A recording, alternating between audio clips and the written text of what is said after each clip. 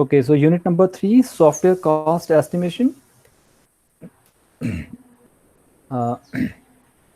The first हम देखेंगे introduction, ये सॉफ्टवेयर कॉस्ट एस्टिमेशन का क्या मतलब है या सॉफ्टवेयर एस्टिमेशन का क्या मतलब है. ओके, देखिए, there are different parameters of a project that need to be estimated. ठीक है, बहुत सारी चीज़ें होती हैं. प्रोजेक्ट का मतलब सॉफ्टवेयर प्रोजेक्ट. आपके पास कोई सॉफ्टवेयर प्रोजेक्ट लेके आया होगा कि हमें इस चीज़ के लिए, लाइब्रेरी के लिए सॉफ्टवेयर बना के दो, मेरी दुकान के लिए सॉफ्टवेयर बना के दो, या एक वेबसाइट बना के दो. ठीक है, उस जो प्रॉब्लम होगी, यानी कि उस प्रोजेक्ट में बहुत सारे पैरामीटर होंगे जो आपको एस्टिमेट उसका निकालना होगा. कौन कौन सी वो चीज़ें हैं? वो है साइज़. आपको पता होना चाहिए ये प्रोजेक्ट कितना बड़ा है. क्या छोटा सा प्रोजेक्ट है? क्या ये प्राइम नंबर फैक्टोरियल जैसा प्रोग्राम है कि 5-10 मिनट में हो जाएगा? या फिर ऐसा प्रोग्राम है जिसमें आपने अब एक रॉकेट को लॉन्च करके अर्थ से मंगल ग्रह पे ले जाना है, मान लीजिए. मतलब एक साइज़ का पता होना चाहिए ना. साइज़ का मतलब है कि साइज़ का मतलब आप ये मान के मत चलिएगा कि हार्ड डिस्क पे कितना स्पेस है. वो वाला साइज़ नहीं है. ये साइज़ है कि उस सॉफ्टवेयर कितना बड़ा है. बड़ा इन द सेंस कि एक उसमें नंबर ऑफ लाइंस कितनी हैं या उसमें फंक्शंस कितने हैं, उस तरह से. ठीक है. Second is effort. एफर्ट होता है कितना आपको वहाँ पे एफर्ट लगाना पड़ा, कितने आपको मैन पावर, कितने आपको रिसोर्सेज, कितने वहाँ पे एल्गोरिथम. एफर्ट बोलते हैं ना इसको, कितने कितने एफर्ट लगा रहा तू. ठीक है, वो हम यहाँ पे एस्टिमेट करेंगे. थर्ड इज ड्यूरेशन, की कितना टाइम में आप बनाओगे. And last and the most important is project cost, कि उसकी कीमत कितनी होगी. ये सारे पैरामीटर हैं, ये 4 मेजर पैरामीटर हैं जो कि आपको एस्टिमेट इसका निकालना होगा. और उस एस्टिमेट से क्या होगा, इनका बेसिकली एस्टिमेट नहीं चाहिए हमें चाहिए accurate estimate. This is once again very important. एक होता है एस्टिमेट निकाला सीधा बिना देखे, आपके पास कोई सॉफ्टवेयर बनाना आया, सीधा आपने बिना सुना ही बोल दिया कि लाओ वही 5 लाख रुपए लाओ. सुना है नहीं आपने प्रॉब्लम, वो सीधा लगा दिया. हमें क्या चाहिए, एक्यूरेट एस्टिमेट चाहिए. देखा था ना, जैसे आर्किटेक्ट हम घरों पे बुलाते हैं कि ये हमारी ज़मीन है, इतने बीघा की है, या इतने ये मेरा प्लॉट है इतने बाय इतने का, और आप मुझे बताइए कि यहाँ पे 4 मंजिला मकान बनाना है, इतने कमरे होंगे, ये बाथरूम होगा, ये वॉशरूम या टॉयलेट्स या ये किचन होगा.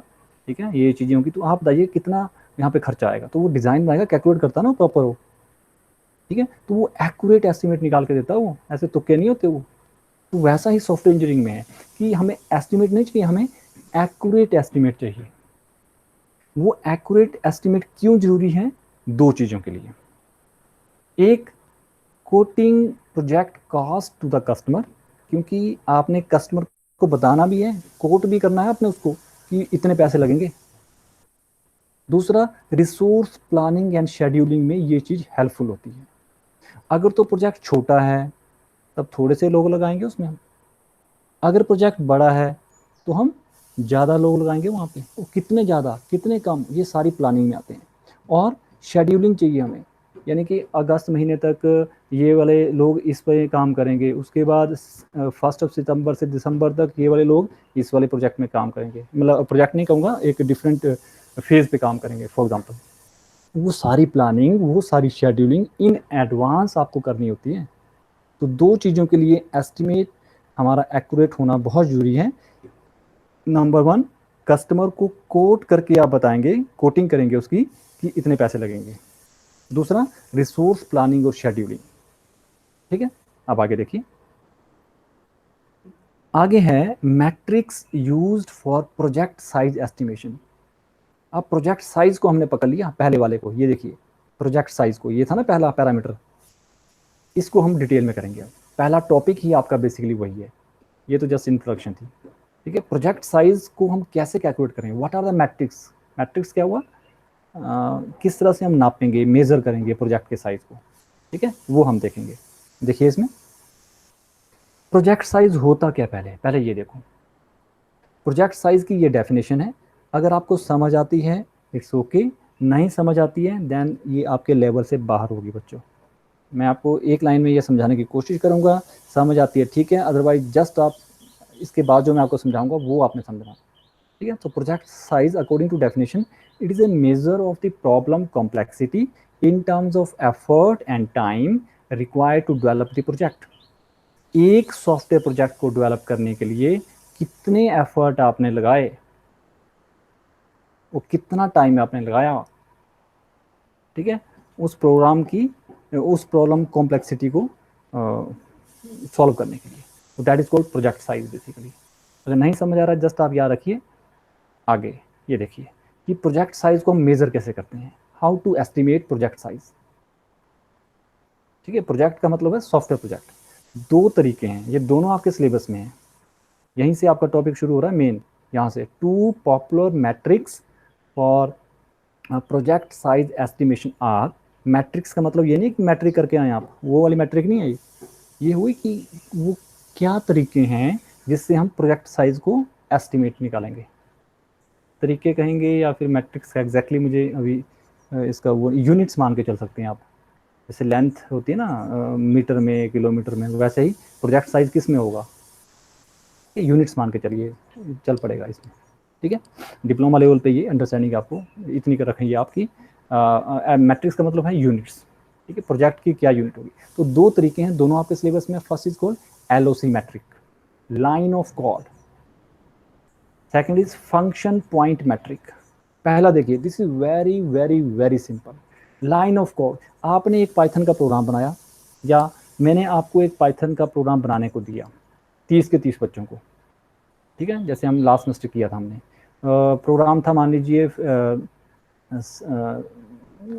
फैक्टोरियल ऑफ ए नंबर, मान लो एनी प्रोग्राम।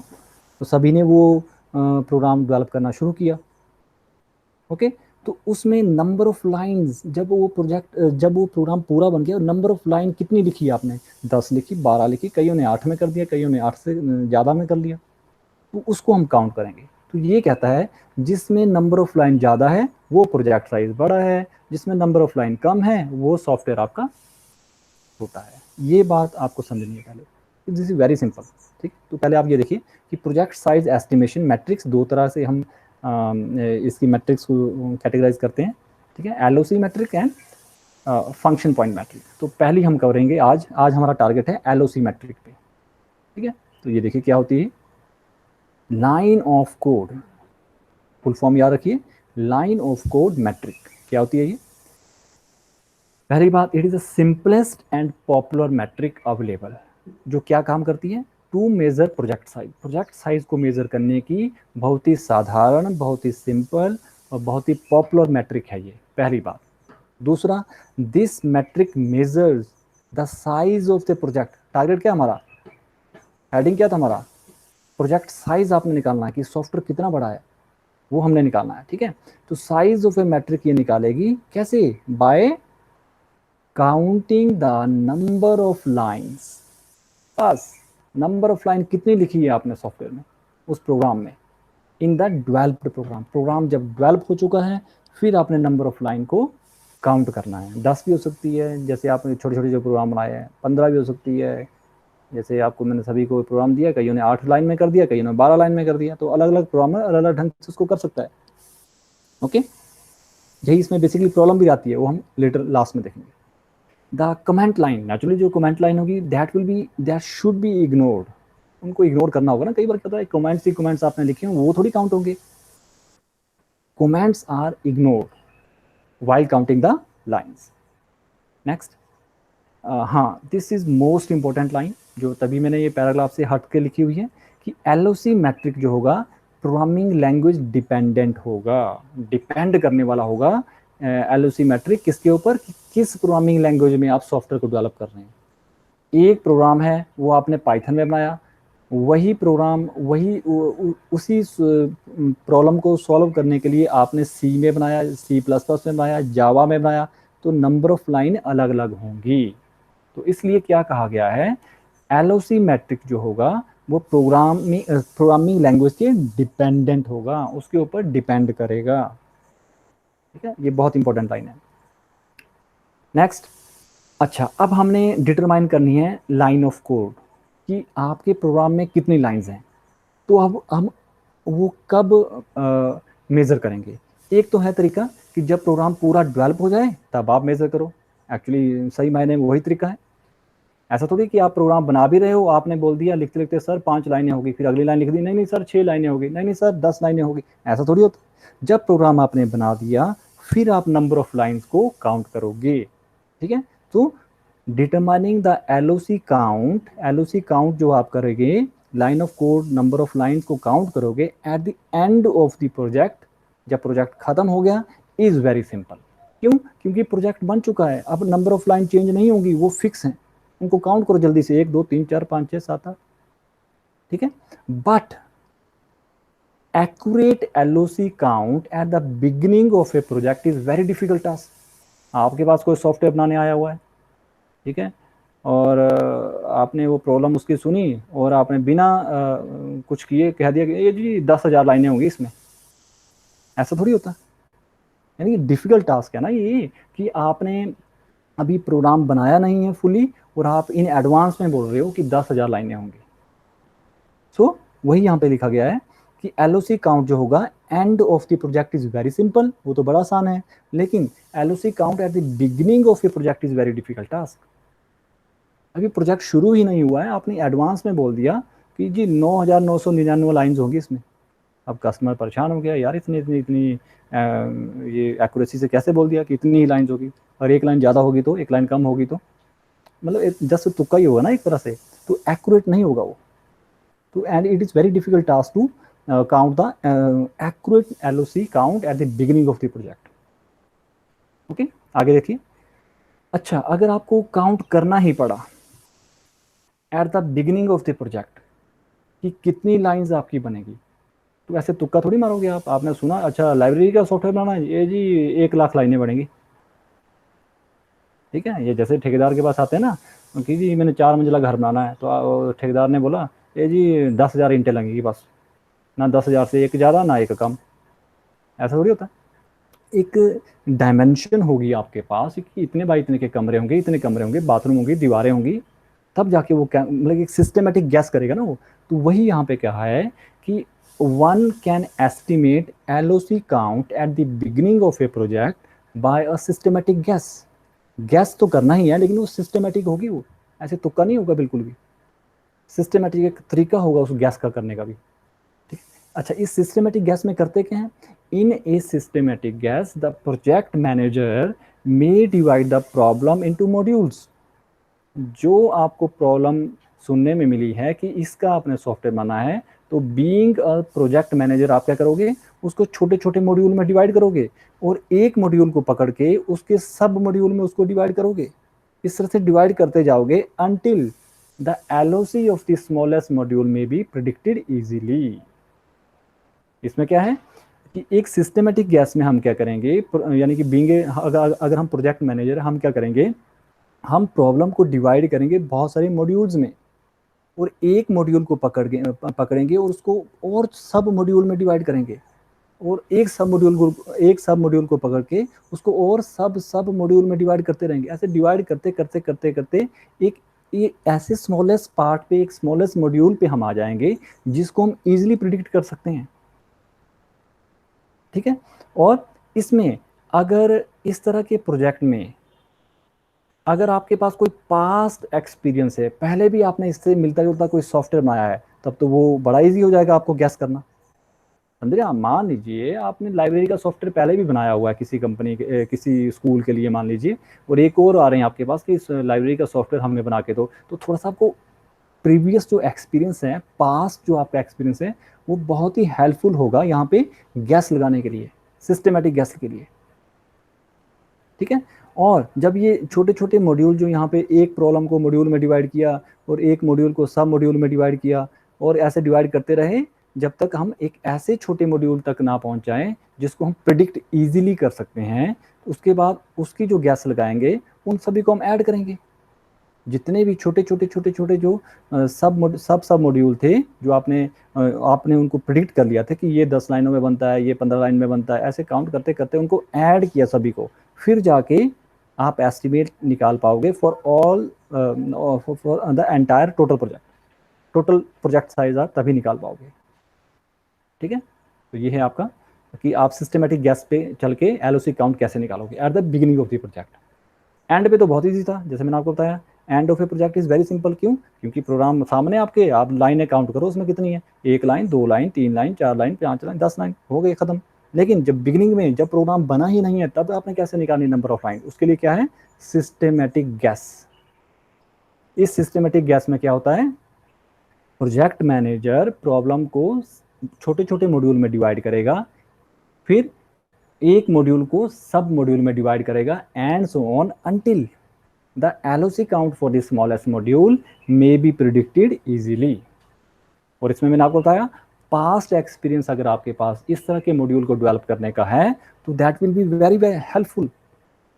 और लास्ट में हम क्या करेंगे, by adding the estimates for all these smaller modules together the project manager may find the total project size. उनको ऐड करेंगे हम, ठीक है। ओके, आगे देखिए, आगे है लास्ट इसमें shortcoming of the LOC metric, कि LOC मैट्रिक जो आप साइज एस्टिमेट करने के लिए यूज कर रहे हो उसकी क्या क्या कमियां हैं, शॉर्टकमिंग, ड्रॉबैक्स, लिमिटेशन, कमियां क्या हैं उसमें। सबसे पहली कमी क्या है कि LOC is measure of coding activity alone, कि LOC जो मैट्रिक है ये सिर्फ कोडिंग एक्टिविटी के ऊपर फोकस कर रहा है, जबकि आपको पता है कि कोडिंग तो बिल्कुल छोटा सा पार्ट होता है ओवरऑल सॉफ्टवेयर डेवलपमेंट एफर्ट में। जैसे आपने देखा था वाटरफॉल मॉडल में, पहला फेज था आपका फिजिबिलिटी स्टडी, देन रिक्वायरमेंट वाला था, फिर डिजाइन, फिर कोडिंग, फिर जाके कोडिंग आया था। छोटा सा हिस्सा था वो, बाकी फेजेस कहाँ गए, उसके लिए तो आपने काउंट ही नहीं किया। तो उस चीज को ये LOC काउंट नहीं करता है, ये इसकी सबसे बड़ी ड्रॉबैक है। तो LOC किसके ऊपर फोकस कर रहे हैं, कोडिंग एक्टिविटी अलोन। और हमें पता है, and we know that coding is only a small part of the overall software development effort. बाकी छः में से 5 फेजेस कहाँ गए, ठीक है। Second, the LOC count depends on the coding style of individual.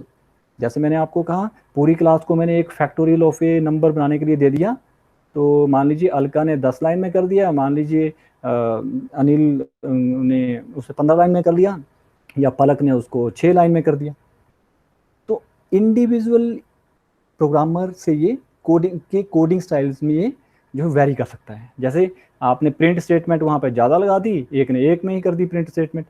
इसका सेकंड पॉइंट का क्या मतलब है, LOC काउंट किसके ऊपर डिपेंड करता है, on the coding style of individual, कि इंडिविजुअल प्रोग्रामर किस तरह से कोडिंग कर रहा है, उसका स्टाइल क्या कोडिंग करने का, उसके ऊपर बड़ा डिपेंड करता है ये, ठीक है। कईयों ने 6 लाइन में कर दिया, कईयों ने 10 लाइन में कर दिया, तो LOC मेथड की ये कमी होगी। क्या कमी होगी, तो कि पलक बता रही है कि सर मैंने तो 7 लाइन में किया, और मान लो अलका बता रही है कि नहीं मैंने तो 10 लाइन में किया, अनिल कह रहा मैंने 12 लाइन में किया, या किसी और ने कहा, गरिमा ने कहा कि मैंने 11 लाइन में किया। अब एक्यूरेट कौन सा है, तो वहां पे गड़बड़ हो रही है। This is the shortcoming of the LOC metric, ठीक है। वही लिखा नीचे देखिए, the LOC count depends upon the coding style of the individual. For example, one programmer might write several lines for one task. एक programmer एक काम को करने के लिए, एक टास्क को करने के लिए बहुत सारी लाइनें लिख रहा है, जबकि अनदर प्रोग्रामर कम लाइनों में वही काम कर पा रहा है। तो इसलिए LOC count is not good for that kind of scenario, okay. Third, LOC measure correlates poorly with the quality and efficiency of the code। आपको मैंने प्रोग्राम दिया, मान लो एक बच्चे ने 30 लाइनों का प्रोग्राम ला दिया, और सारे बड़े डर गए, यार 30 लाइनों का प्रोग्राम लाया, ये तो बड़ा खतरनाक प्रोग्राम है। फिर एक आया, उसने 20 का ला दिया, फिर उसको बोला नहीं इसने तो कम प्रोग्रामिंग की है, 30 वाले ने बढ़िया लिखा है। ऐसा थोड़ी होता है, ठीक है। यानी कि क्वालिटी और एफिशिएंसी से नंबर ऑफ लाइन का लेना देना नहीं होता है। अगर आप बहुत लंबा चौड़ा आपने प्रोग्राम बनाया हुआ है, इसका मतलब ये नहीं है कि उसकी क्वालिटी बहुत अच्छी है, वो बहुत ही एफिशिएंट प्रोग्राम है, ठीक है ना। कई बार क्या होता है, आपने खुद देखा हो, आपने प्रिंट सेट में 15-20 बार बेकार में लगा दी, उसका रोल ही नहीं था कुछ भी, तो नंबर ऑफ लाइन वहां बढ़ गई, ठीक है। तो वही यहाँ पे कहा गया है कि LOC जो मेजर है, LOC मैट्रिक जो है वो कोरिलेट्स पुअरली, मतलब कि बहुत ही पुअर ढंग से कोरिलेट करता है किसको, with the quality and efficiency of the code, ठीक है। तो larger code size does not necessary imply better quality of code और हायर एफिशिएंसी। वही मैंने आपको कहा, अगर बहुत लंबा आपने कोड लिखा हुआ है, 15-20 लाइनें, 15-20 हज़ार लाइनें आपने लिखी हुई, तो उसका मतलब ये जरूरी नहीं है कि उसका मतलब ये हो कि वो बहुत अच्छी क्वालिटी का कोड और बहुत ही हाई एफिशिएंसी का कोड है, ठीक है। Poorly developed code may have large number of LOC count than the code which is efficient and has been thoughtfully written, ठीक है। जो पुअरली डिजाइन किया हुआ है, बेकार से उसने जल्दी जल्दी में प्रोग्राम बनाया हुआ किसी प्रोग्रामर ने, ठीक है, उसमें नेचुरली वहां पे नंबर ऑफ लाइन ज्यादा होगी। किससे? एक दूसरे प्रोग्रामर से जिसने सोच सोच के प्रोग्राम को लिखा है, थॉटफुली रिटन, और वो ज्यादा एफिशिएंट होगा। Fourth, LOC metric penalizes use of higher level programming language and code reuse. इसका मतलब क्या हुआ? If a programmer uses several library functions, ठीक है, जैसे मॉड्यूल्स आपने पाइथन में देखे थे, हम इंपोर्ट स्टेटमेंट को यूज करके मॉड्यूल लिख रहे थे, उससे क्या होता था, जो मॉड्यूल का नाम था उसके अंदर जितने भी फंक्शन लिखे वो सारे सारे वहां आ जाते थे, लेकिन नंबर ऑफ लाइन तो कम होगी ना। वो कोड अगर रीयूज आपने करना, जैसे जावा में आप भी सीखोगे, कोड रीयूजेबिलिटी को बहुत ज़्यादा सपोर्ट करती है जावा, ठीक है। तो वहाँ पे अगर आपने कोई इंपोर्ट कर रखी है लाइब्रेरी वगैरह, तो उसकी नंबर ऑफ लाइन थोड़ी काउंट होगी वहाँ पे, यानी कि वो नंबर ऑफ, अगर कोई एफिशिएंट कोड है तो नंबर ऑफ लाइन वहाँ पे कम होंगी। उस चीज़ को ये बोल रहा है कि LOC metric penalizes use of high level programming language and code reuse. Code को रीयूज करना और हाई लेवल लैंग्वेज के जो फीचर्स होते हैं उसको पेनलाइज करता है, मतलब उसको उतना अच्छा नहीं मानता है LOC अकाउंट अगर आप लेके चलें तो, ठीक है। If the programmer uses several library then LOC will be lower. Naturally LOC वहाँ पे बहुत ही कम होगा। अगर आपने इंपोर्ट वगैरह स्टेटमेंट कर रखी है तो दूसरे प्रोग्राम जो लाइब्रेरी हैं उनकी लाइन थोड़ी वहाँ पे काउंट होगी, ठीक है। Therefore LOC metric will not be suitable for project size estimation in this case, ठीक है। फिफ्थ देखिए, LOC metric measures the lexical complexity of the program and does not address the more important issue of logical and structural complexities. ये heading बहुत लंबा चौड़ा है, आप ये लाइन यहाँ पे याद रखिएगा। मान लीजिए between two programmers with equal LOC count, दो प्रोग्राम है आपके सामने और दोनों में ही LOC काउंट बराबर है, वो भी 10 लाइन का प्रोग्राम है, वो भी 10 लाइन का प्रोग्राम है, सेम चीज को करने के लिए मान लीजिए, ठीक है। A program having complex logic would require much effort to develop than a program with very simple logic. Effort की यहाँ पे बात हम कर रहे हैं, जैसे मैंने आपको बताया, अलका ने 10 लाइन का प्रोग्राम बनाया है, पलक ने भी 10 लाइन का प्रोग्राम बनाया हुआ है, ठीक है। दोनों ही प्रोग्राम अच्छे से काम कर रहे हैं, सेम आउटपुट निकाल के दे रहे हैं। अब हमें किसको थम्स अप कहना है, which one is a better? तो वो बेटर होगा, जैसे यहाँ पे लिखा है, ए प्रोग्रामर हैविंग, ऐसा प्रोग्राम जिसमें कि कॉम्प्लेक्स लॉजिक लगाया हुआ है, नेचुरली उसमें ज़्यादा एफर्ट पुट किया होगा, और जिसमें सिंपल लॉजिक होगा उसमें लेस एफर्ट होगा, ठीक है। तो इस चीज़ के ऊपर ये फोकस कर रहा है basically, fifth point. And sorry, and sixth and the last point is, it is very difficult to accurately estimate LOC of the final program from problem specification.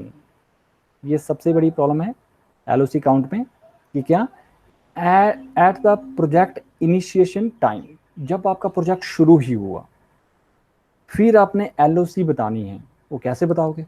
वही बात आ गई ना, जैसे at the beginning of the project it is very difficult to count, whereas end of the project it is very easy to count.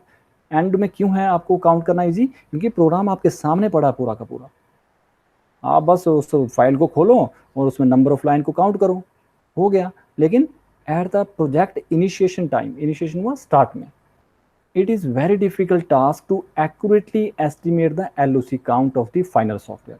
जो software अभी बना ही नहीं है, डेवलप ही नहीं हुआ है, आप कैसे बताओगे कि इसमें ये इतनी लाइन होंगी, 25,535 लाइन होगी, ठीक है। जस्ट तो कई हुआ ना, एक तरह से एक सिस्टमेटिक गैस ही हुई ना, वो गैस ही हुई एक तरह से वो, ठीक है। तो वही इसमें दिक्कत है, शॉर्ट कमिंग है। The LOC count can be accurately estimated only for the final software. जब सॉफ्टवेयर बन चुका है, फाइनल सॉफ्टवेयर है, रेडी टू डिलीवर है, only then you are able to accurately count the, accurately estimate the LOC count of that project. So these are the some of the shortcomings of LOC metric. तो 6 matrix हैं, sorry 6 इसमें short Cummings हैं। ये problems हैं. So I think this much is sufficient for today, and next time we will cover FP metric. Okay, so let me stop the recording.